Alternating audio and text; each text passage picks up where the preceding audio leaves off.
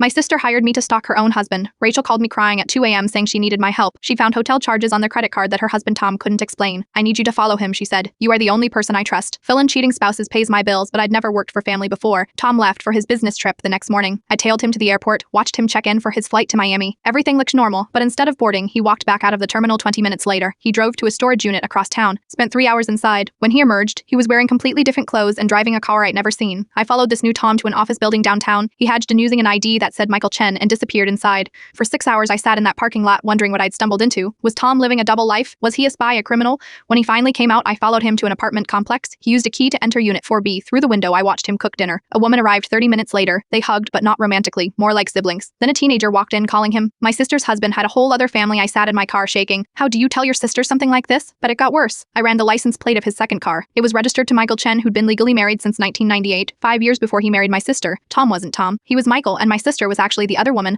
I spent 3 days verifying everything. Michael Chen had a legitimate job as an accountant, had 2 kids, 16 and 14. His wife Sarah worked as a nurse. The business trips were him going home to his real family. But here's where it gets absolutely insane. I decided to approach Sarah, his first wife. Maybe she needed to know too. I knocked on her door with my evidence folder. Ma'am, we need to talk about your husband. She laughed. Excitedly laughed. You are Rachel's sister, aren't you? The private investigator? My blood went cold. Sarah invited me in for coffee. On her mantle were photos of Michael with another woman, not my sister, someone else entirely. That's Jennifer, Sarah explained. Wife number 3, lives in Portland. Turns out Sarah had known everything for years. She'd hired her own investigator a decade ago. Michael had 4 families, 4 wives, 7 kids total. We all know about each other now, Sarah said calmly. Except Rachel, she's the newest. The other wives had formed a group chat. They coordinated his schedule, made sure he paid child support, even shared health insurance benefits. Why don't you divorce him? I asked. He's a good father, Sarah shrugged. Pays the bills. We've got an understanding. But your sister, she thinks she's the only one. Sarah showed me the group chat. The wives called it the Pegule. They'd been managing Michael's time between families for 3 years. Jennifer in Portland got him Mondays and Tuesdays. Sarah got Wednesdays through Fridays. Lisa in San Francisco got weekends. Rachel got the leftover days and believed his constant traveling. They'd even created fake business trips to maintain the illusion. I asked Sarah why they were doing this. Divorce is expensive, she said. This way, we all get financial support, the kids have a father, and we don't have to date again. She offered to add Rachel to the group chat. I drove home in shock. How do you tell your sister she's accidentally joined a poly marriage she didn't consent to? But when I got to Rachel's house, Michael's car was in the driveway. He wasn't supposed to be back from Miami for 2 days. I burst through the door. Rachel was crying on the couch. Michael was pacing. I told her everything, he said when he saw me. Rachel looked at me with red eyes. Did you know? Is that why you've been acting weird? I handed her my investigation folder. It's worse than he told you. Michael went pale when he saw the photos of his other families. 4, Rachel whispered.